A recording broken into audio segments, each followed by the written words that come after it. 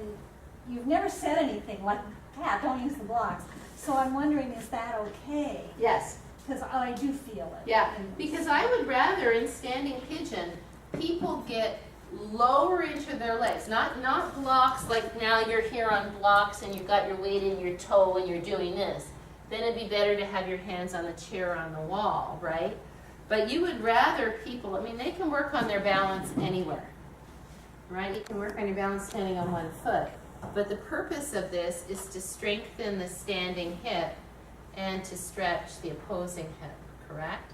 So I would rather you be on blocks and be able to get lower than going like, because then we're not doing either one.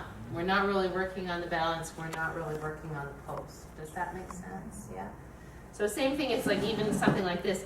If we're gonna do foot stretch like this, and the person is like going, better for them to have their hand on the chair and get the foot stretch than never to get the foot stretch because they were just struggling to balance, right?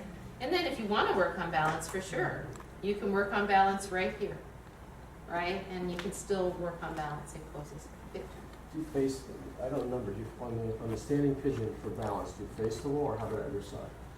I do both. And my favorite for standing pigeon, honestly, even in yoga too, is to use the chair. Because then you can cross the leg, you can sit down, and you can kind of hang out here, just like I just did on the floor. Sometimes you slide it Right. forward. And then in yoga 3, I don't really do that in yoga 2, we slide the chair forward and sit back, and then we do the push to stand up, and you might do that repetitively, right? Because that strengthens the hip. It's really virtually, it's a one-leg squat, but don't say that. Because as soon somebody said that, well, I won't name who, the other night, oh, it's a one-leg squat, and then everybody started to drive that front knee forward. I was like, who's saying that? So wall is good too. If you're going to use a wall, it's kind of better to go here because you perceive yourself going back away from the wall. When you go here, it's easier to go forward. You know what I mean? So kind of like that. The foot again has to be flexed. I think we did double pigeon. Did we do double pigeon? But Well, let me just show you, and then you can do it on your own or something. definitely something that you notice in terms of stress on your knee. Much less, because the knee isn't twisted. Here the knee is massively twisted, right? Just like all of these poses where we used to do, I'm not going to do it because it will hurt my knee. If I put it any further, it would hurt my knee. You catch your foot over here. There's really no point. I mean, it's just, what is it? You're cranking your SI joint, you're yanking on your knee, and you're binding it. So now you're putting force on both. I'm sorry, it doesn't make sense to me. I like that, I never liked that one. And very few people can do it. So then they're doing all kinds of approximations. It just doesn't make sense. So none of that needs to be done. Because we're just thinking about what will help people be healthy. So they can play golf. So they can go water skiing if they still want to. So they can do the things they already like to do. Not so they can get better at doing yoga poses. Like, who really cares? Okay. What was I just going to double pigeon? Oh yeah. So double pigeon is sometimes called double logs. The shin comes in front of the body, and the center of the shin is bisected by the belly button. Then the other leg comes on top, and now we have double logs, right? And then we can come forward over the legs. So for most people, it's not so accessible. They do that, and see, they do like Sissy is doing. See how her foot isn't on top of her knee? So her knees are wider. And this doesn't really do the same thing at all. It doesn't give the same feeling. So what you do when people can't get to that position that's much more useful is to put a block in front, sitting up on a blanket, then put the foot level with the knee. And then when you lean forward, you truly get that hip stretch. Do you want to try this? I don't think we have done this. Ages ago, In the teacher training? Mm-hmm. Oh, we did? Okay, And all right. the stretch? No, what's the That one, foot should come forward. what's the one like this? What's that called? Yeah, we're gonna do that next. Because that's what we did before. Right. So sitting up on a blanket with the heel as though it were on the knee but forward is a beautiful deep stretch. Pretty darn safe. I mean, a lot of people can't do it if they have restricted hips. You should be sitting on a blanket, Barry. Or a double blanket. Let's bring the left shin across. So it's a very small triangle. The wider your triangle, the less you're going to get. So, because the less internal rotation you're going to get, right? So you can try putting it up on your knee. If it's up on your knee and it's up here, and you want that foot flexed, so get it right up on your knee, sissy, not on your calf. Can you make your knees closer together? And see the bottom foot? Don't tuck it in at all. Make it straight. Now, put your foot so that it's flexed. Right now, your ankle is giving. You see how that changes? When the ankle gives, it's different, right? Nice. There you go. That's it. That's it. Now it's a different stretch, right? Yeah. So like this or like this, and then as you lean forward and the pelvis rotates over, what happens to the bones of the thigh? What do? They rotate inwardly or externally? Inwardly. Can you feel them rotating inwardly? They are rotating inwardly. So put a block in front of your shin. This is good to see. You don't have a block? No. In front of your left shin. Oh, here, I have a block. Use that block. Yeah. Put a block in front of your shin, like Miranda is. Like this. There you go.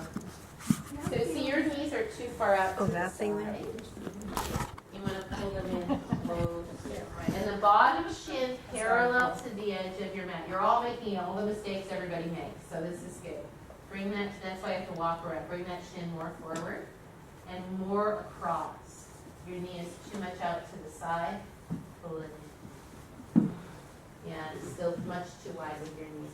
So your knees should be no wider than shin distance apart here, is the deal. That's what makes this a Yoga 3, Yoga 4 practice. But I'm feeling it here. In your inner groins? Well, just to know on top. Sure, because it's very tight for you there. I mean, Yeah. you have to have a certain amount of give here to even start this process. And that's what I'm saying. Like for Lisa, she can sit there and like go to sleep, right? So that's why, like, how productive is this for somebody who can't even approach it? It's not productive. They'd be better to do the other one. Yeah, you feel it in your knee? Yeah. So again, you're not going to give this pose to Yoga 1 or Yoga 2 people. This is a Yoga 3, Yoga 4 practice for people who already have some flexibility in their hips. And like you could do a Yoga 3, Yoga 4 practice, but this could be tight for you. So then say you're in that class because you can do the other things, right? Then you just go where you can go, right? And I wouldn't say, like, say Suzanne, who could come to a Yoga 4 class, was sitting like that. I wouldn't say, oh, Suzanne, this is no good for you. You should do something else. I'd let her try it and see. Because then as she does her other things, maybe that will change. Maybe her legs will go lower, like Francine, who's pretty capable, right? This is really hard for her. At first she couldn't do it at all. But now she can do it a little bit better. But it also goes to structure of your hip. That's my good. Nowhere. Right. How much do your ilium come out? How are your acetabulum shaped? It could just be structural. So in which case you're never going to get there. Does that matter? No. So again, not everything is for everybody. And as long as Suzanne can somewhere in her practice have some kind of pigeon, and some kind of revolved triangle, she's going to get these open enough that she's going to be fine, right? Can you talk about the back a little bit? Like, how straight do you need your back to be all the way down? The thoracic spine can round, yes, absolutely. But it's only if, why does the back need to be straight here at the lumbar? Right, for the pelvic tilt. Because if we're coming forward, that's why I said Barry needs to sit on a blanket. Because as he comes forward, his pelvis is going to start to come back. And then he doesn't get that hip hinge, and then he's just forcing his back. So we need to sit high enough, and we need to have the lumbar spine long in any forward bend, whether it be hamstring stretch on blocks or this or anything else. And then the thoracic spine can always round a little bit, but this hasn't changed. Just like here in hamstring stretch, same principle applies, right? If I can be here with my sit bone coming up, I'm good to go. If I can keep that sit bone up, I can bring the lumbar spine long, and I can let the thoracic spine come down. However, if by letting the thoracic spine come down, the sit bone starts to go under, now which way, is this hamstring stretchy? The origin of the muscle is not moving away from the insertion, it's moving toward. And as I weight the pelvis more with the weight of the torso, I'm really just torquing the end. I'm really just pulling on the ends of the muscles, the tendons on the bones. I'm not going to get that length in the belly of the muscle, and so I'm going to create strain over time. Does that make sense?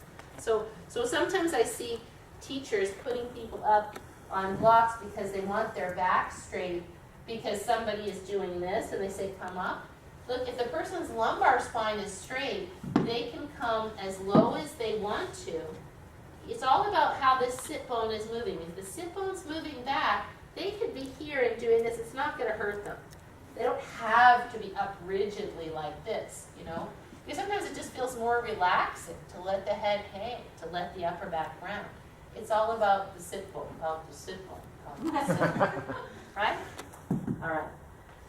So just think about that when you're adjusting people, because we want them to be comfortable. Okay. So Gomukhasana legs are different, right? And so as we stretch the outer hips in Gomukhasana, which is this one, the knee over knee pose. Have we done this one? I think so. Yeah, that's Okay, we did this. Remember, if the person has a knee issue, blanket underneath the knee. If they can't get the leg across, like tight, right? This is okay. And if they're sitting like this and they can get the foot across, they can pull this leg in and they can even turn toward it a little bit and they'll get some hip stretch, right? And you got a million people that can only get to here. They can't get the knees over at all. Then you're doing the wrong pose if you're trying to teach them this. Does that make sense? You would be better to have them sit. What I usually do with beginners with all of this, I mean, we might as well go there now, is the first seated twist that I teach is sitting up on a blanket, seated twist. And they have to have some understanding of twists. I would never give that guy a seated twist first thing off the bat because he has no idea how to rotate. People have to have some idea. That's why we start with standing hip swivels, right? Because it gives you the idea that you rotate from the base. And then you work that into all your standing poses. So the first one I like to teach, seated twist, it's kind of good to bring this in now, don't you think? Yeah? Is with the foot at the calf. Because when most people pull their foot in tight, where do they go on their sit bones? Way back, right? So a lot of people don't really have the hamstring flexibility, but if you allow them to sit up on a blanket with the legs straight, then they can sit up pretty tall, even if their foot is at their ankle, right? And this leg active. Why? What's wrong with that? Now I'm twisting. Spine is going this way, ilium is going that way. Creates force on this SI joint. Does that make sense, right? So this has to be mountain pose. So the first one I usually do is put your hand, well, sometimes I'll do it without the hand, but put your hand on your knee, and then I'll say take your thumb and point it out like you're hitchhiking. Why do I do that? I'm just saying put your hand back here. Because you want this shoulder to open, right? So if you tell they're hitchhiking, And then put your hand down so that your shoulder stays open. I will demonstrate this first. I will not just call this, right? You should not use your hand as a device to lean back on, but as a post to keep you upright. Then I'll say, sink back on your sit bones, feel your back get round. This is where you don't want to be. Lift up on the top of your sit bones, feel your kidneys come into your body, right?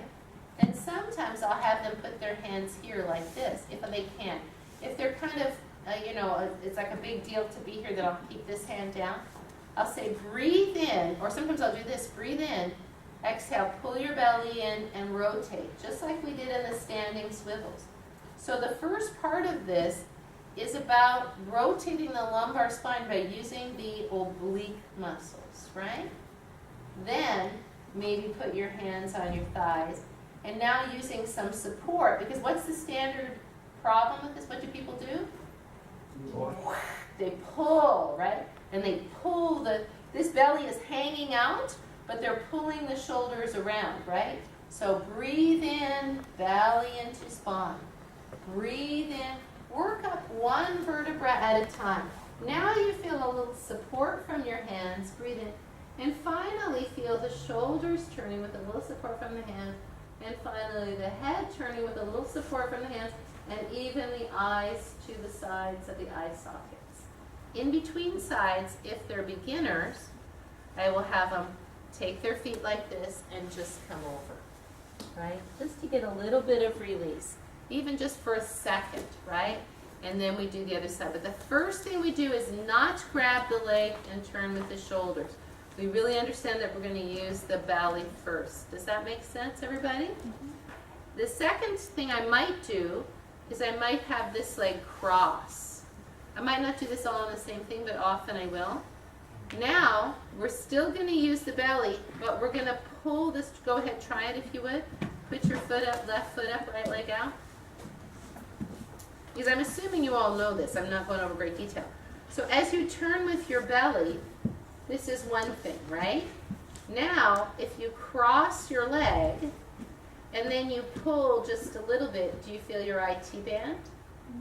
Some of you might not feel it at all because it's so loose there, but for a lot of people, this would be a big IT band stretch, you know?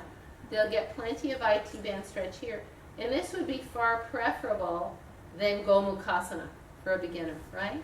Now, another way to do this is to do the same thing with this knee tucked under, right? And then to cross it. And for some people whose hamstrings are kind of tight, this is actually easier because it disengages the hamstring from this position. But then a lot of people have knee issues or hip issues, and going like this is uncomfortable, so this knee is way up and they can't get this over. So you can kind of try to find a happy medium. If somebody looks like in this or in this, they're like this and they can't sit up, you could ask them to try bending this knee, and you could just put this foot in front. It doesn't even have to cross, right? So it's kind of a judgment call on what you're going to do, but the main thing is you have to be sitting up tall on your sit bones. And see what Rob is doing? Like, I don't like that. Yeah, because go ahead, do it. You can see why. As he pushes with his forearm, what is his shoulder doing? Coming forward. It's rolling forward. He's creating a lot of torque. The shoulders are very powerful, right? So you go like this, it's so easy to go, right? And if you're going to try to do one of those wacko twists, then that would be a good thing to do because you can really torque your spine around that way. But I just like this, right? Because now I'm getting the strength of my back. I'm learning to pull this way, right? So I'm engaging what muscle underneath my shoulder blade? Serratus, right? The stabilizer, right? I'm engaging the serratus, and here. As soon as I do this, I'm doing nothing but using this as a lever. There's nothing that the shoulder is learning, and it's likely that I'll disengage the belly and I'll go too far. I mean, there are all those poses, right? Those wrapped poses where you do stuff like this. I see no value in it. It's hurt me many, many times. Yeah. So I don't like any binding, wrapping. See what Lisa's doing? I don't know, it's just mimicking you. Yeah. I know what I mean. Yeah. No, it's not. felt like I was pulling my shoulder out of the socket. Well, and you could say, okay, well, if you do stuff like that, it's stretching the shoulder, yeah? But I would suggest to you that you stretch your shoulder just as well doing all these other things, and you're not having to stretch your shoulders while you torque your spine, while you stretch your IT band. Again, it goes to that yoga mindset of, well, you do this, and you do this, and you do that. It's like this one, you know? Oh, well, you're stretching the back of your shoulder. Yeah, while I am cranking my spine massively. I mean, I just don't see the value. You know, we don't need to do that much. Anyway, okay, so those are the variations on Gomukhasana, right? Blanket underneath the knee, leg across, leg open, this way. All of those can create stretch and outer hip. The main things are that you have to stay up on the sit bone and the spine has to be long and you cannot crank. Yes, sir. That's a good question. That, I like rarely see any version of that pose in any class at this. Gomukhasana? Yeah. Oh, I do it a Oh, lot. yeah, I do. Thursday night.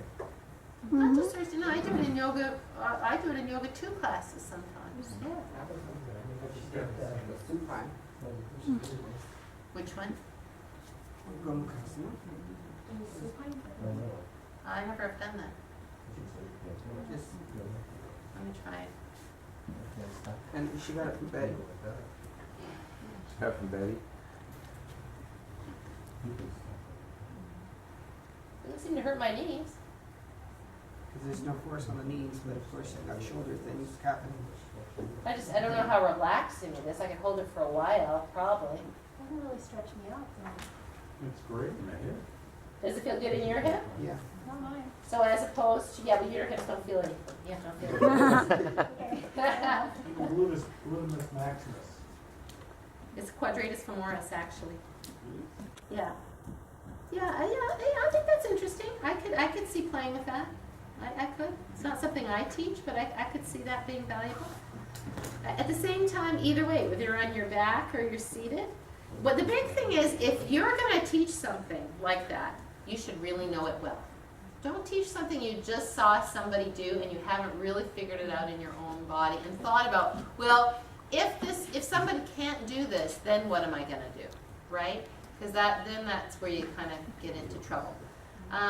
So after you do those, whether they're back lying, I'm going to play around with that and see if I can find a way to make it valuable. Because for me, the tension of pulling on my feet doesn't let me feel relaxed, as opposed to this, which helps me to feel relaxed.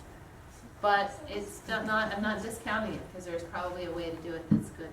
You're doing pigeon. Yeah, I wanted to compare, Yeah. and I feel that this works better without putting stress in other areas. I mean, you are kind of torquing your knees as you pull like that. So, interesting. But you got to get the hip. Once you do that, you've got to get to the hip flexors, right? So say it's the end of the practice now, and you've warmed up the hips, and you've done a whole bunch of stuff, and you said, now we're going to do a little deeper hip stretch, whether it be pigeon, or it be this, or it be double pigeon. Then what are you going to do to counterpose it? There's lots of options. What's the first thing you do? Windshield wiper, probably, right? Because that's a nice, you don't want to go from a deep pose where your hip flexors are massively contracted, as close as they can possibly be, to the furthest away, right away. Does that make sense? So if you came up from that, you might lay on your back, and you might do windshield wiper just to get that started. Then, if it's a Yoga 2 group, you might do something like this, right? Even if it's Yoga 1. I mean, Yoga 4, you can do this. That'd be great. So you get that actively, right? Then, you could do, if you wanted, you could do, yes, yeah, I really don't like that. Because with 2 legs like that, most people don't have the iliopsoas flexibility and they hurt their backs, yeah? So whenever you're on a block with 1 leg, again, like Anthony doing, he looks like he's relaxed, or it looks like it'd be good. But this, most people will be massively bent right here. They won't have the psoas flexibility to be flat. Do you see that difference? Right? Even me, I have really big thighs. So like laying like that puts a lot of force on my L4, L5, S1. So for me, it's a one leg at a time pose. Maybe with people who are massively open here, which you are, Anthony, more than most people, something like this is doable. But for most people, that's very big, and it doesn't actually create space in the posterior spine. Does that make sense? Mhm. Yeah, for you it's okay because you can do Supta Virasana like you're sleeping. So when people do this thing, we've done this, right? Have we gone over this? This stretch? With the block. Yep. What do you have to tell people when they're going to put a block underneath their sacrum? Lay down first. Lay down first. Because people will be going, oh, okay. Oh, this hurts. It's because they have to lay down. Lay down, lift up, and then I usually say pick up both legs so that you find your sacrum flat on the block. Hold one knee and slide the other leg away. And then, so that now that gives you this stretch. You've done windshield wiper, kind of the whole thing. Then maybe you do this. Then you could possibly do quadricep stretch, right? Or if it's a more advanced group, you could do current favorite pose at the wall, a little bit deeper hip flexor stretch. And then maybe if you had time and you were going in that direction, then you've opened all this up. What could you do? You could do bridge, you could do wheel, you could do any of those things, right? Just depends how much time you have and what else you've done. Okay, so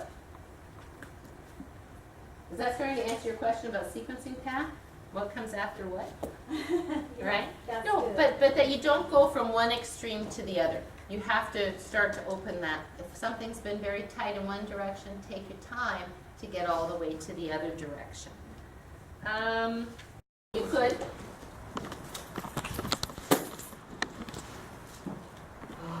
So for a lot of people, you know, it kind of feels like that, right? I don't know, have you guys done it in class? Yep. Uh-huh. Yeah. You kind of, a lot of people, they can't get this, so then they have to come back a little bit. To me, it just feels like my legs are dangling in nowhere still. There is a 3-person stretch where one person stands and presses here and the other person pulls back like this, and it feels really, really good. I guess you could do it where you do this, just, you know, a little bit. But like, I don't know. I don't use it. How far away from the wall do you have to be? Hmm? How far away? Go ahead, from- do it. Now put your fingers at the head. Those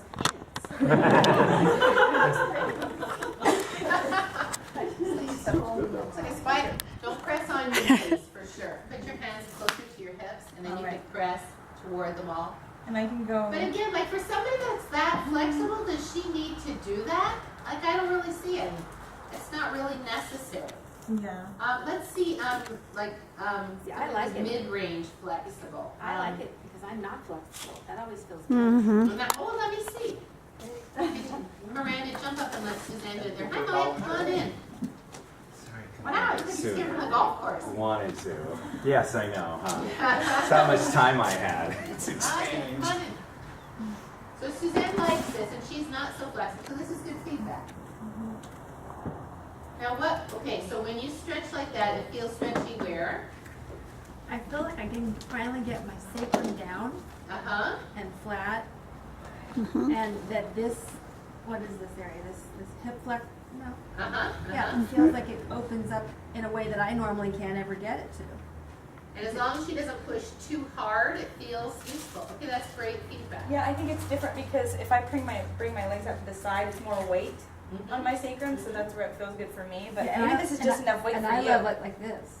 Oh, you do? You Oh, like it like that I too? do, I love it. Okay, because I was gonna say, isn't that more weight on her? But So- I can't get it, I can't do it any other way. So what's interesting with Suzanne is her hamstrings are flexible enough to do that. But her hips aren't so, don't have a whole lot of abduction, right? None. So for some people, see there for a second, Suzanne, for some people, like going like that, they can't feel comfortable because their hamstrings aren't flexible enough. They feel like their butt is up in the air, you know? So then they can slide back away from the wall. But I would suggest for those people, Charlie Chaplin is better. because then can you slide back a bit? Yeah, this does feel good too. Actually, this kind of does both of the other two at the same time, now that you say that. Go right foot a little lower and slide back a little bit more. So This one. yeah, because we want the hip flexors not to be crowded here. Do you see that if she's too much like a frog, the hip flexors are crunched, right? Here the legs can fall safely. This is kind of like when we're talking about taking a strap to the leg, but here you're never going to go past what's safe, right? Because you've got the wall to support. So in a way, this is kind of a really nice one. Again, you don't crank the knees down. What you can do, what I encourage students to do, and I do it on myself, I don't do it on somebody, is just to feel like you're ironing out a little bit, just to stretch, you know. I wouldn't go and do that on somebody. But I like that a lot. Is this better than the other two? Yeah, so it just depends. For people that are super flexible, doing the other one feels fine, but then again, I would suggest that it might be too much. In a way, well, this is too much for me. When I do this for a while, I start getting SI pain. Because my knees hang down too far and it hurts me over time. But I'm kind of sensitive to where it hurts, so I might feel the hurt before you do, Lisa. You know, you might just be like, oh, this is normal. When you have a side pain, where's that? Here? So SI joints are the joints between the ilium back, not and the in the- sacrum, right? Sacroiliac. This is the ilium, right? So I kind of like that. Now there is one that we do, and we're not going to all do it because it'll take forever, but I'll show it to you anyway. Suzanne, can you go back to Supta Baddha Konasana? Butt against the wall and soles of the feet together. And Miranda, can you come here? Oh, can I show this? Is this yours, Suzanne? Look at this. Verbs. Good verbs. Instead of bring and put. That's right? Press, draw, ground, firm, hug, extend, reach, grow, lengthen. Nice. Really good. I wrote those for her way too Larry, thanks for sharing with the rest of us. Right. Now, I don't know if this will feel good for Suzanne or not good. Can you bring your feet up a little higher? Slide back a little bit away from the wall. Yeah, good. Now, Miranda, you take Suzanne's arms. She's going to reach straight back. This is for nobody who has injuries. Okay, when I say pull, you're going to pull. Go.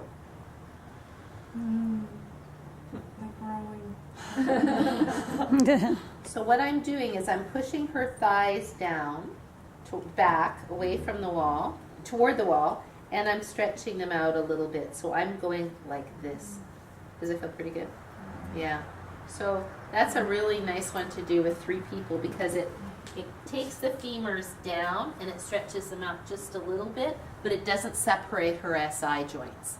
And then when you pull back, it feels literally like you're getting space L5S1. Yeah, I thought I grew an Through. inch. Yeah. Yeah, it's a really nice one. But again, it's not something you can do with Yoga 1 people because the potential for partnering problems is huge. I think I do this in Yoga 3 sometimes, and I do it in Yoga 4 relatively often. But if I did that to Lisa, I would have to just stabilize her. I wouldn't want to push out anymore. It would still probably feel good. Let's do it to Lisa. Why wouldn't you want to push out anymore? I'll show you. She's a noodle. She'll It's good we break. got Lisa when we did because she was heading towards complete annihilation of overstretchiness. See how close her legs are? You want to grab her arms? So I'm not going to push her legs out any more than that. Go ahead, pull. Does that feel decent? Or does it hurt? No. This is my Interesting finger how, pressing my finger. interesting. again. Hold her wrist. Right, she's lopsided again. Yeah, she's lopsided, she's not straight. I don't know Yeah, whether you pull. yeah, well, I think you have a little bit of left side. My pelvis is tilted. Yeah, yeah. You Is push it me. forward? More? Yeah, Okay. you push me Okay, all the way. Hang on a second. I know, but I'm not going to. Oh, okay, it feels good. See, I Your know, knees I are could just easy. do that. See, I'm pushing her straight on. I could iron her knees all the way out to the wall. But that would be too flexible, right? That's taking that thing and over cranking it, yeah? Feels good. Can't always have one in life. All right. Okay, down frog. Did we do down frog already? No. No. Okay. I don't even know what it is. We'll do down frog. Again, it's a practice that's a yoga 3 practice and up, not a yoga 4 practice. I think it's okay to do. I find for me now with my knee issues that it can hurt my knee if I stay too long. It can hurt your lower back if you don't hold your belly up. It is a great practice for cleaning the floor. So you do it without without mats. Definitely do it without mats because you want the bank blankets to slip. Because if they don't slip, it can hurt your knee. So it's Charlie Chaplin upside down, like this, right? So knees apart. Here's the common error, right?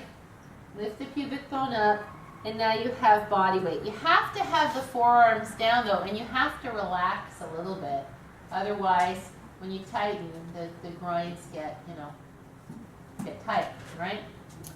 Then in and out of that for strengthening. you could do this and this, Yeah. right? There are very few people that need that. No, but there are. There are. I have a student who is an older man who, like, if he lays down like this, his feet just fall completely out to the side. He has no adductor strength, Oh, right? that's what causes manspreading. So, On the subway, you know, when they sit like this, or ski lifts, they've got their skis way out. You know, it's called manspreading. They take up 2 seats because they got their legs out. that's a new one to me. This is the latest complaint in New York City. Yeah, well, taking up men take up 2 seats in the subway. Let the legs go open? Yeah. Don't you think it's just because they're making room for their junk? That's what they claim, but they don't have to do that. I don't know. It's because they got that guy's problem. No, I mean, he's excessive like that, right? So actually what I got him to do was, to believe it or not, I got him to buy a Thigh Master. You know, where you squeeze your knees together like that. Because a lot safer than that barrier. So you're right, but most people are not that weak here that they need, because that becomes a little bit more dangerous. There is one, you're right, that goes like this. Right? But to me, that gets into the realm of exercising, you know, like 6 of these, 10 of those. So, and there's so many problems with that, right? Could you do this and see how, if I was going to do this with Thursday Night People Yoga 4, sure. In fact, what I have done is I've done, this is when the floor is really dirty. Yeah. Right? And I do it more as a sort of core strengthener and I only would do it with people who were really capable. You know what I mean? So I'm not sure that's so valuable. However, down frog for yoga 3 is a nice. It's something, you know. Again, sometimes you want to do some different things, but entertaining and doing different things is not so important. Like, I never am driven by, oh, I want to do something different. You know, if it happens to fit in, that's okay. Then you can bring toes together and go a little bit wider here, so it's kind of a nice way to get a little bit more separation. And then you can come forward and let the hips come down and the thighs rotate in a little bit. So I think the better thing to do is to do that in a class where you are, right? But down frog in general is okay. You know, again, it's say you've been doing, when would you do that? For sure you do it when you're warmed up in a yoga 3 class, right? What would you have done in standing poses that you might want to do something like that? Now you're doing the end of I was tightened there after we were bracing against the wall, so you might want to do it after that to stretch that out. What else? This one? No, this is a stretcher. This one is a stretcher for here. Imagine if you've been doing a lot of revolved half moon. You've been doing a lot of things that go this way, right? And you've been stabilizing. And something like that might feel good. And then if you're going to do that, what would you do after it to counterpose it? Always a good choice. Windshield wiper is a great one because, again, we were talking, Mike, about not going from something extreme to something extreme. Like you could say, okay, well, go from this to this. But that's two sort of end points. But windshield wiper is always a nice intermediate point, right? And then maybe you do a little Jatara Parivirtasana to stretch out the hip or something like that. Does that make sense, everybody? What we're doing is we're doing adductor and abductor stretches that aren't standing poses. And then that's also going from static to dynamic. Right. Yeah. Great point. Yeah. So that you such a great point. You don't want to go from hanging out in something because people get tense when they stay a long time. To staying in something, unless you do something like you're doing a restorative practice, right? But I find that people have better attention and they just feel better if they go from still to movement, yeah? Down frog. Parshva Hanumanasana, we're going through these adductor stretches. That's the last one on the list. So Parshva Hanumanasana is, what's Hanumanasana? Splits, monkey pose, right? Splits. So what would Parshva Hanumanasana be? On your back, split. Ardha Hanumanasana would be half. On your back? Oh, no. What's Parshva Konasana? Bent over your leg. Oh. Parshva Konasana. Side splits. So, right? Like that would feel stretchy for some people, right? Is this a yoga 1 pose? No. Is it a yoga 2 pose? No. Is it a yoga 3, 8:30 Monday, Wednesday, Friday pose? No. No. Maybe it's a yoga 4 pose, you know? So you're going to do that maybe in power yoga or maybe and I like to do it with blocks. So you're supporting yourself because your wrists get really tired. If you got a bunch of flexible people, like I like to do this because it feels really good to me. I'm not going to stay very long, and I'm going to stay higher than I could go. I could go lower than this, but this is a great place for me to get a little stretch after we've been doing a lot of, like Saturday morning, remember? We did a lot of this. And so just to get that little tiny pectineus was really good. But you're certainly not going to do that very often. And it's also, even for flexible people, even for me now, it's tough on the knees. Because what's at the midpoint of those two things, right? The elbow's down, the foot is the anchor, the knee is the weak joint there. So for me, it's pressure flow on my knees over time. So that covers our adductor stretches. Does anybody have another adductor stretch that I haven't covered here? Mike?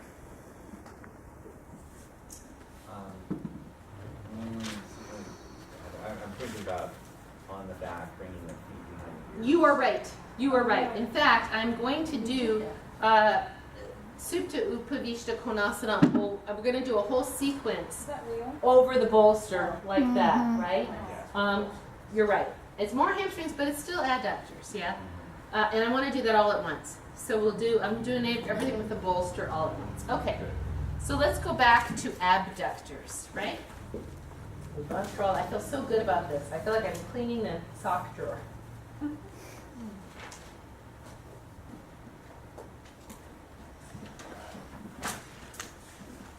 Abductors. Wink your pony.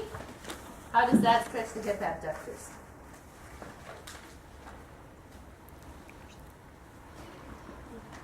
Yeah. Because it's rotational toward the thigh, right? So as soon as you turn the thigh this way and the legs are going that way, you're going to get outer hip stretch. And what's nice about Wink Your Pony is that for people, like when that lady had the sciatic spasm, on whatever day it was, Saturday. I did some stuff with her on the floor first, just to let her calm down and to stretch it slowly. But then gradually I got her up and had her doing Wink Your Pony, and Wink Your Pony felt really, really good, and it helped her to release it. So for sure, Wink Your Pony's good. Vinny yoga with the hip pulled back is good. Vinny yoga with the chair reach, we've done that, right?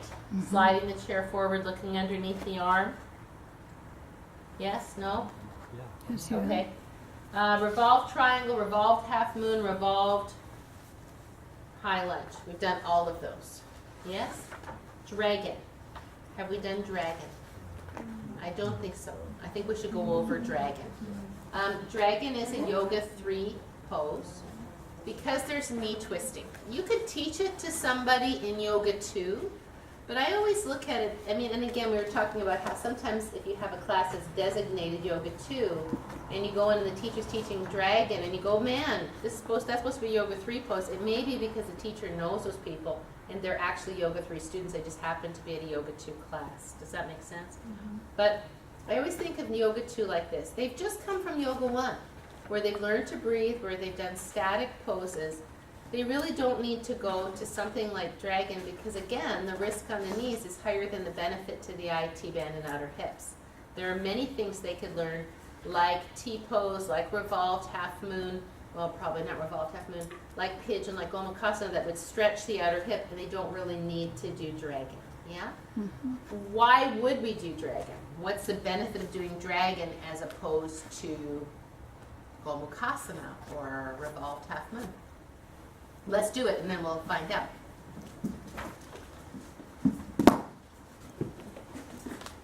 Yeah. Okay.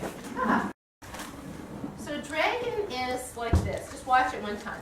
We cross the knees behind like you have to pee. So your thighs are touching, yeah? And you're on the toe. The common error is either not to step back far enough or to step back too far, and now you don't have that tightness of the cross legs. So this is like Gomukhasana standing. Do you see that idea? Yeah? So if I sat down like this, I'd be in Gomukhasana, which you can do. So from here, I rotate my spine. This is my dragon tail. I lift the arm up, this is my dragon head, and then it's like dragon breath, only like Simhasana, right? I sit down. Then we stay there for a while, then we lay down over the torso. And as we do this, we get an IT band stretch here. Yes? The knees have to stay close together. Does that make sense, everybody? All right, let's try it. I'll go this way so you can see it. Has everybody done this before? Yes. All right, well, let's just do it anyway, just to make sure. So let's go left knee. Left knee goes behind the right, and you're on the toe of the left foot with the heel up. Yes? Bend your right knee and squeeze your knees together, right? Where do you think your weight should be? On your right heel and your left toe, so centered. Yeah, centered weight, yes? Left hand comes behind your back, there's your dragon tail. Right arm comes up, breathe in, exhale. Now this is spine inflection.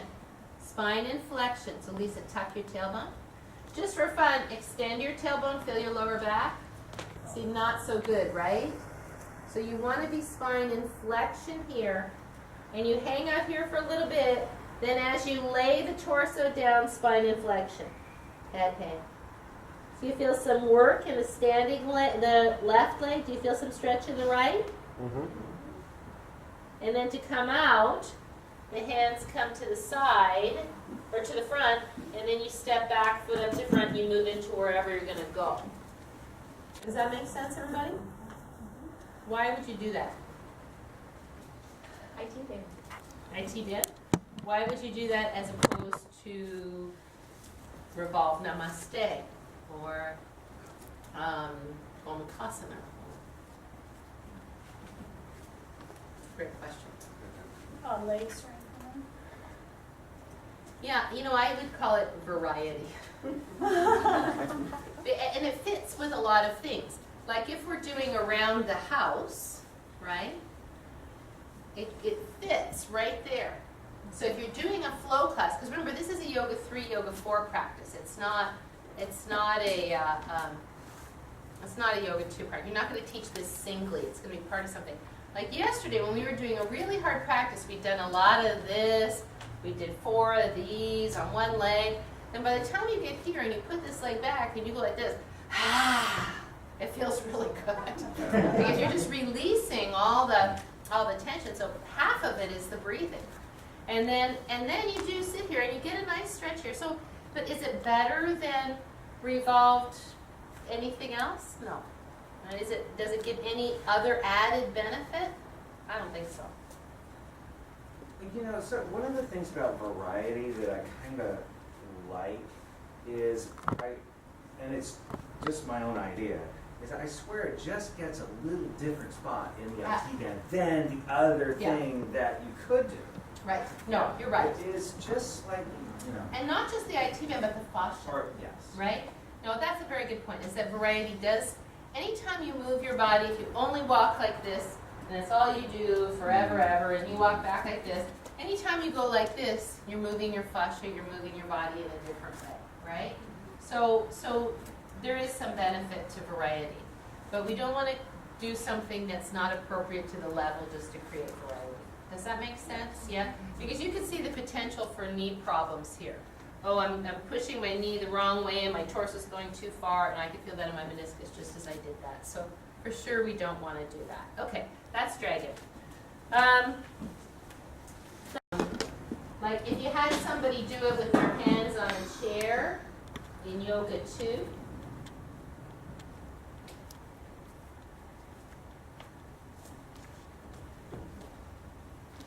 I guess you could do that. As long as they could keep this, right? That's a good idea, because going from nothing to that was a big stretch for me. In Yoga 3. Whereas I think doing it on a chair, like you say, just seems like it'd be a nice transition. That's good feedback. Okay, let me just show you what the intention is, and then you can just hang out for a second. Then we'll get a chair and we'll get some blocks and we'll do it. Do you feel warm enough? I think you're warm enough now to do it. It's kind of a good time, right? So the idea is, and we've been talking about this a lot, and I kind of want to bring this up in again, is that in all forward foldings, forward flexion of the hips, particularly mostly with flexible people, you want to watch that this pelvic bowl stays level and doesn't nutate forward. Do you see what I'm saying? Because now I'm getting a lot of compression here in the frontal hip.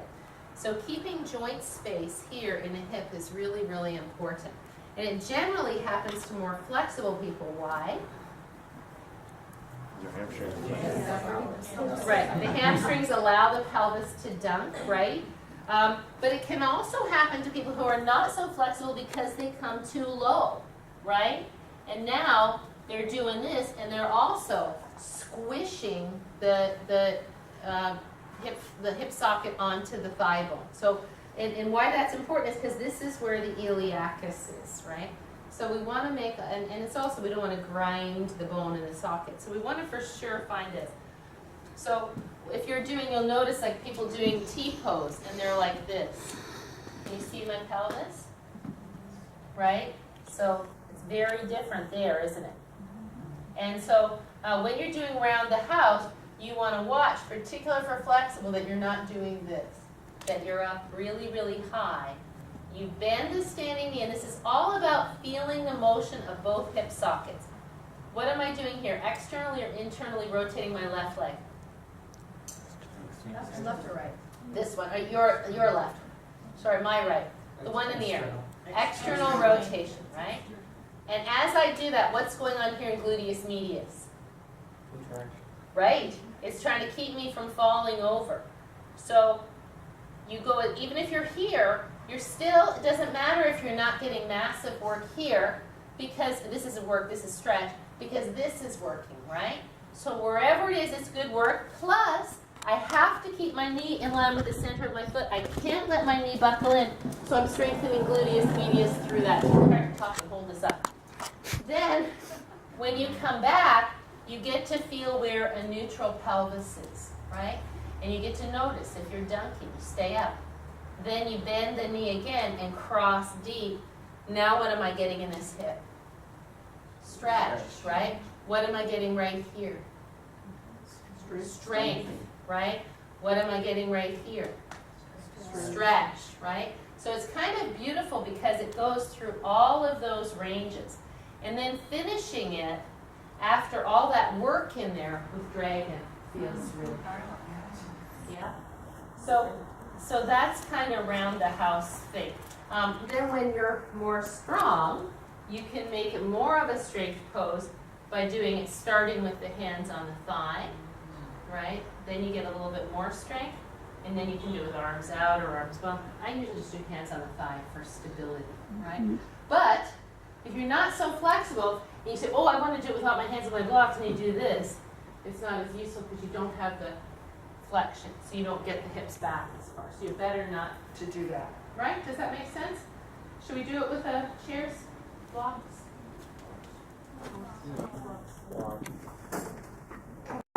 Not super tight, but very tall.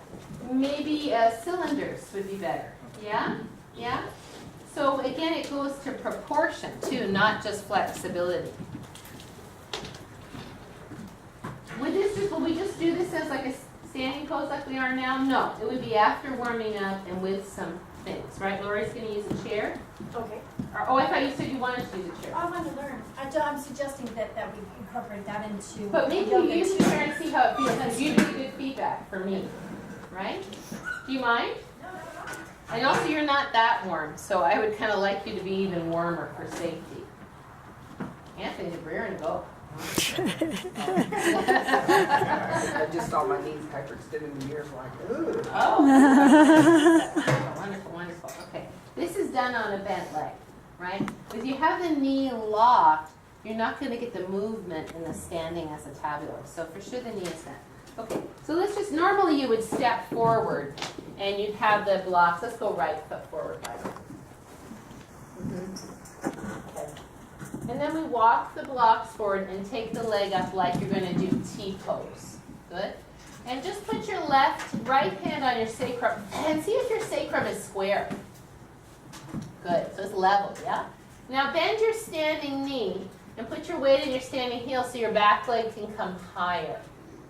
Good. So Barry, I think cylinders may be good for you. We'll see. Let's now feel the left hip open, left toes turning toward the ceiling. And now take that leg around, bending the standing knee, bringing your toes toward me. Then breathe in, take the leg back, square your hip off, exhale here. Breathe in here. Exhale, cross it behind tight like you have to pee. Bend the right knee and toes point toward me. So squeeze your thighs together. That's it. Good. You can have both hands on the blocks. Lift your left foot up more. Try to put your left ankle on the ceiling. Can you point your toes toward me a little bit more, Victor? That's it. So see your toes are pointing down. Use your foot to turn your leg. Yeah? Then find the square again. And then go the other way. Let me see. See, Barry, you would be better on cylinders. Too tall. Okay. Go, yeah. Nice. Go ahead on your own breath so I can just watch. So when you take the leg to the side, is it an exhale or an inhale? Exhale, right? Inhale, gather energy, exhale. Good, now cross it behind to dragon. Which arm comes back behind you? Right. Left. Left behind. Oh.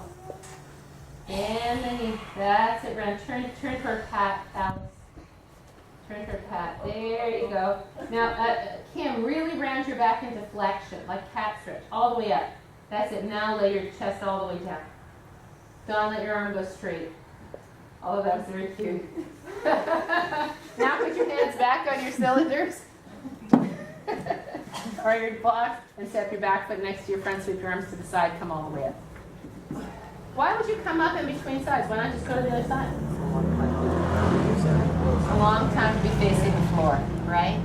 I like Don's dragon. He was a dragon with a headache. Hi. That was very cute. The thinker dragon. All right. Good. So did you get cylinders? I get a chair to try. Well, go get cylinders. Okay. Why is she getting you things? My shoes. Oh, your shoes. Oh, okay. I think just a regular size, just a little bit taller than that. Because I think that would fit him good. That fits you good, Don, right? Yeah. Because even if you're flexible and you're that long a leg, you're going to be in a weird thing. Do you need to do the other side? All right, here we go. What is it, left leg firm? Yes. Okay. What's the first thing we do? Walk the blocks forward. What's the next instruction? Right leg back and up. What's the next instruction? Level the hips. Pull your chest forward. Bend your knee. Now breathe in. Exhale. Lift your right hip up like you're watering a fire hydrant. Bring the foot around toward me like a roundhouse kick. Exhale. Cross it behind. So that would be an inhale. Exhale here. Breathe in. Exhale. Cross. Breathe in. Extend the spine. Leg behind. Exhale, take the leg to the side. Breathe in, leg back behind you. Exhale, cross to dragon. Right arm comes behind, left arm comes up, belly turns. Good turn, Alice. Turn belly. You should be on your toe in the back. Yeah, bend both knees. That's it. Yeah, there you go. Nice. Can you sit your bum down, Miranda, more? And Suzanne, can you squeeze your knees together? Yeah, good. Now hands on your blocks. Bring the torso around. Step back, foot up to front. And arms to the side, come up. And what we often do is we go from dragon. Then we take the leg out one more time just because it feels good. Then we put it down, but that's all, whatever. One way to remember this is that if the leg is crossing here, which arm goes behind? It's kind of the natural unwinding of this, right? To go here. But it's not this. It's this, right? It's flexion. Yeah? Is that all right, everybody? Yeah, like more flexion, Lisa. Go do it again. Round your back. Bring your tailbone down. Sit down in your legs like you're sitting into Gomukhasana. So up, go at the spine, go. Bend your knees more. Bend your knees more. Round back. See your back is, what you did was you're going like this. I'm saying round your back and you're doing this. Right? So I want you to do this. Hollow your belly. Hollow your belly. Round your back. Yeah. So it's a different feeling, right? Then you get to stretch all across this lower back, right? Which is different than when you're sitting on the ground. Why? How come if you're sitting with your knees crossed in Gomukhasana, you have to come forward with a extended pelvis, or extended spine, where when you're here, you're round? Why not round there? Because you're not locked to dragon. Because you're not locked down. And I think we did yesterday, we did this, like this, and then we just came and we sat down. Right? And then you're there, right? And then you spin and go this way. Oh, my. Oh, nice. So cool. Isn't that fun? So but if you can't do Vini Yoga, you can't do that, right? You have to do it sequentially, right? All right. Okay, so that's that. That's around the house. Do you Yes. want feedback about the chair? Oh, please. Okay. Thank you. Yes. So one of the things is where to start, and there's no way to push the chair forward. Right. So you have to step So you back. step back further, and then with my question, is it okay to go ahead and just start? This is what I would do. I would have people stand with their back flat and their feet underneath their knees, kind of like if we're doing belly lift. In fact, if we were going to do this practice in a Yoga 2 class as a way to learn it for Yoga 3, and it's really great feedback because I have never done that. I would probably start with doing some belly exercises right here so that people remember that they shouldn't just sink, right? And then I would probably start, I do this in Yoga 1 sometimes. I reach through the heel, Keeping the knee bent and putting the weight on the heel, touch the toe. Mm-hmm. Breathe in. Why do I breathe in when I take my leg up instead of breathing out? Because otherwise you could separate from you. Yeah, you don't want to I can picture you. Right, I want to extend the spine. I Right. want to open the spine. So I breathe in, then exhale, touch.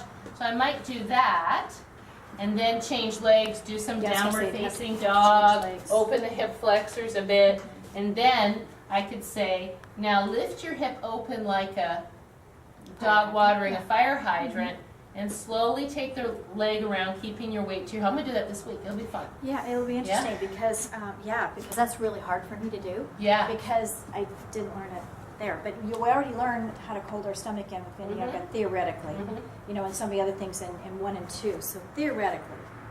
This should be Sure. doable. Yeah. Right. I guess the question is, do people have enough cognizance of how to do T-pose and things like that? But in a way, this is a way to teach T-pose. Yeah.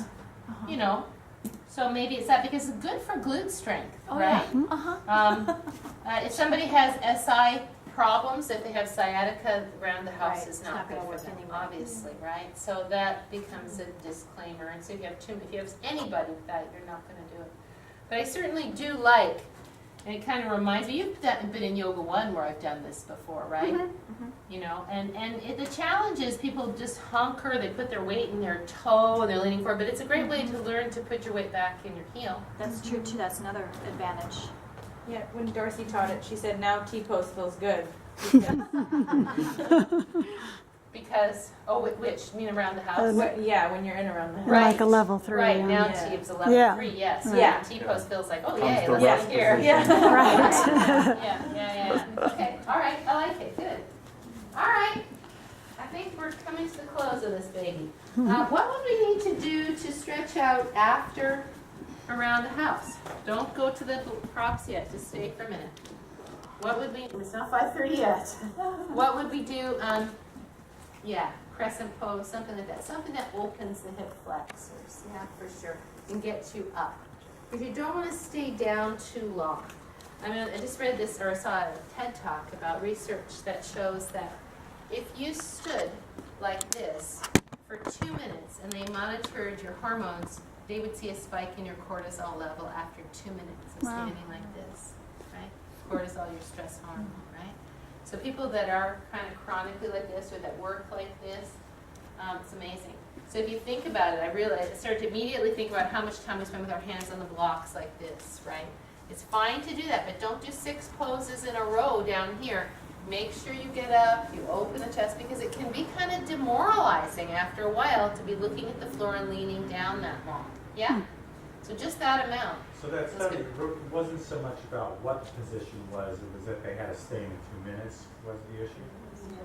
It was about the fact that certain postures affect your mood. That's what the study was about. And that they call it depressed body, depressed mind, right? So the more forward you are, the more your heart moves back in your chest cavity, the lower your smaller your respiration gets. So what they found was that this elevated mood, right? Like hard to imagine why. and so, but you think of kids sitting in school desks, how they sit like this all the time, right? Stand up, brings energy, opens the chest, gets you more alert, right? Same thing with typing, computing, all that stuff. They also said, interestingly enough, they said that if you walk heavily, when you walk heavily, you tend to be down here, that simply walking more lightly will elevate your mood. So, fascinating, really, yeah? Makes perfect sense. Like, who wouldn't, think that? But people do. You watch people walk by here. They're just like this. One, because they're making sure they don't fall, so they're looking down, right? But as you look down, everything starts to change. So, okay, let's just talk about scheduling, and then we can go. I know you guys have other things to do, so I appreciate everything you've done. I'm sorry I was kind of flummoxed today, but now I feel better. Do you feel better? Yes. Okay. I'm glad we cleaned that up because I knew we had that lagging, and I just didn't want to do that. Okay, so we're going to meet next Sunday, and I think we're going to look at twisting. in many now that I look at this, that kind of makes sense. I think we're ready to look at twisting in all the variations, from the first twist we learned, which is the standing swivels, through, we've done quite a bit of twisting in standing poses, so we won't go over revolve triangle stuff, we'll just refer to it. But then we'll look at twists on the floor, twists on the chair, any other twist I can think of. And then we'll look at the other flexion, extension, standing poses. We'll get through this list, hopefully. And then we'll get to this B series and we'll be all done with that. And if we can get through these 2 sheets, I'd be shocked and surprised, and that would be good. Yeah, and what that will give us is we will have pretty much done all the standing poses. We will have pretty much done a lot of the stuff you can do on the floor. And then really we'll only have seated forward bends and seated stuff, seated on the floor stuff and bolster stuff.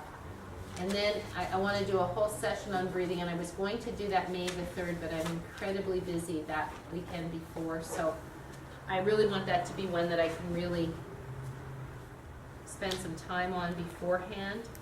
So I'm not sure if that will be, because I'm looking at June.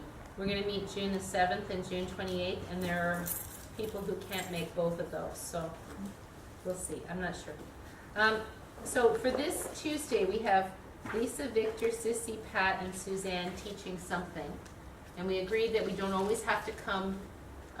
Those people who said they're going to come, let's come and get a feel for it. And then we may be able to knock it down so that not so many people have to be there. And then Lisa, I'm thinking maybe in July, can you come to some Tuesdays? Yeah, probably, Once school is out? after mid-May, I can certainly come to some Tuesdays. Yeah, because I'd like to keep the Tuesday thing going. Even if it is that, because our plan is to video. So one person, Darcy isn't going to have to be there every Tuesday. I'm not going to have to be there every Tuesday. One person will video, and the rest of it, so you get to see yourself teaching. Don't you think that'll be good? I'm sure. Well, We need a dress In rehearsal. the class or later? I mean, are we gonna watch it right No, then? you'll watch it when you get home. You know, I'll post it. Oh. Oh. because we'll give you feedback. Oh, You know, okay. and that will be, like, that's the progression toward then. I'm hoping you guys can get together and give each other feedback once we've done this for a while, so that either of us doesn't always have to be there. Because I want to use this class time to keep moving. We still have the prenatal yoga to do. We have the bolster with Michelle. I'm going to do a workshop on chakras and koshas, which I hope you can get to. I probably won't do it till September because nobody's around in the summer. But that's a good one to know and to do, and we'll see what else. We'll look at the syllabus and see what else we have to cover, because if we can get all of these elements covered in the next couple months, then it's all just practice teaching and sequencing and all of that stuff, and then we can start actually, teaching sections of classes, which is our next step. Isn't that exciting? And and we have to do a little bit more on hands-on adjusting, and I think the only way to do that is for you to be walking around, for us to do, for now you've kind of gotten used to teaching, then we all start making mistakes, and then you get to walk around and choose who you're going to help. It's like a little game of, those things where the monkeys come up through the holes and you have to, You didn't, I thought you already scheduled the chakra workshop, no? I was going to do it in May, but I have a lot going on, so it's not going to be optimal for me to do it right then. So May is just the one day so far? I think May 3rd is going to be the Sunday, and then we have the Tuesdays. So it's not like we're doing nothing in May, right? Here's my other request. What's really important to me personally is that we have people who can teach Yoga 1. Because right now we got Mike and Christy and me. And the other teachers can do it, but they're not as well versed in it as we are. They just haven't spent as much time with that demographic. So I just would really appreciate, I would be very, very sad if we got out of this teacher training and nobody here could teach Yoga 1. Because that will not help me. Because right now, if I need to take off on a day, either Mike or Christy has to be able to sub for me or I can't go. So I would just really appreciate it if you do come to classes, come to Yoga 1. Not just because it will help me, but because it's the best, don't you think? Anthony comes on every Saturday, and I think the learning experience is invaluable to see how Yoga One people go. Because even if you move somewhere and you want to be a teacher somewhere else other than Camarillo Yoga, you're going to have brand new people, and you're going to have to be able to introduce them at a Yoga One level, not at a Yoga Two level, right? So, so come to Yoga One classes. We love seeing you. And the Yoga One people are very nice, don't you think? They're very appreciative. And Suzanne, was that interesting to you that Saturday? You were here with Anthony, right? No, not. I was. Oh, it was Kim. That's right. And it's amazingly educational, isn't it? Yeah. I usually do ones with you. Yeah. My funny thing this weekend was I had these two ladies who needed to step back and leave their pony, and they would not step off their mat. They would it was like jumping off a cliff. Right. I'm like, I just need your foot to go back another 6 inches. And they'd go like right to the edge of their mat, and they would just stop. Yeah. And they joked about it with me, like, I don't want to step off my mat. I'm like, it's okay, you'll be fine. Okay, so then what's the fastest solution? Okay, let's walk up. Let's put your chair further Exactly. forward. Okay, then we're gonna move your chair. Yeah. And there were two of them. Yeah. And I think Saturdays, and I don't mind having two assistants. It's great. Saturday at 11 o'clock is a super educational class because there's a lot of people with very interesting difficulties in those classes, as opposed to 6 o'clock Monday night, which is more Yoga 1-2 type thing. Yeah. Is there a sign up for assisting? Have I missed something? Because I thought we got to the end of that spreadsheet. You know, I guess there is a sign up. I haven't ever looked at it. Does it continue on or? Yeah. It does? There's different tabs on the bottom Okay. for different weeks. I thought it was done, and I was like feeling so rad that I, done all of them. Okay, I'll look around You a know, little bit more. The more you can, I'll tell you how much time Mike spent in Yoga 1 before he taught Yoga 1. Still do. Yeah, he still love comes it. to Yoga Yeah. 1, yeah, because it gives him ideas and it gives me ideas. Sure, And, but it's such a different population, with needs and, it's a really, it's a really gratifying class to teach Right. because they're so receptive. and they need it so much. Yeah. Yeah, and it's I think a great practice in patience as a teacher, because a lot of Yoga 2 teachers are very impatient with Yoga 1 people. It can be an energy that they pick up. And what's worse, you come to yoga and you're not really sure something you can do, and then the teacher seems impatient with you. Like, how horrible. Really. And we have lost people for that very reason, So I just would love to see us all do this because we love to help people. And that's really the goal. And I've been brought to tears by people in Yoga 1 who just have gone from one place where I thought, wow, this is going to be really hard, to something that they blossom and you're just like, wow, that is so neat to see that. And to me, it's so much more interesting than watching somebody do some pretzel-y thing. That's just my take on it. But anyway, all right, thank you very much. Thank you very much. Have a great, somebody lead an Om. Somebody lead an Om. I realized that the other day. We got to practice Oming. Lisa, lead an Om. Oh, did she? I'll do it. She's already Omed. I'm happy to do it again. Rob, lead an Om. I knew I was going to get that. What's the rule about Oming as a student? Do you want me to just be up You have there? to wait. Wait for the teacher. Oh, yeah, you should be here. Yes. Don't Om before the teacher. It's rude. Okay, everybody find a comfortable spot. You sit up on a block. Sit up tall. Close your eyes. And breathe.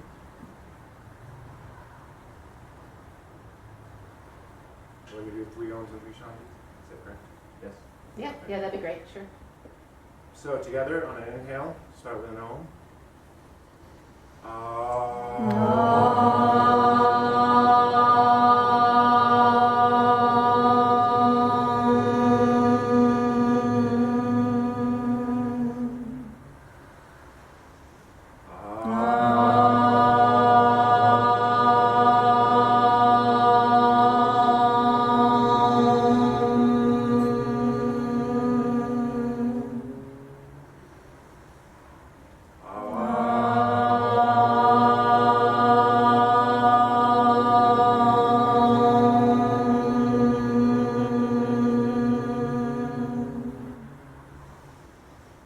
Shanti, Shanti, Shanti.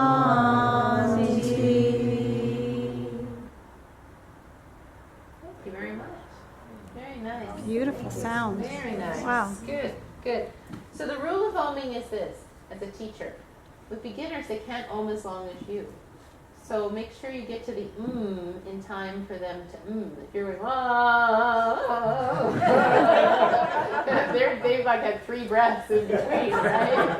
Get to the so they have time to But also, encourage them to get it out. You know, I mean, especially in the beginning, people are tentative about their voice. So we don't care. I'll often say it doesn't matter how it sounds. Just let your voice ring out, yeah? I also like with beginners to have the hands down, the chest open, because beginners will tend to do this, right? So when you take your hands down, you can say, if you bring your hands down over your collarbones, you can really feel the resonation of the sound and you can feel the breath, yeah? All right, very nice. Thank you so much.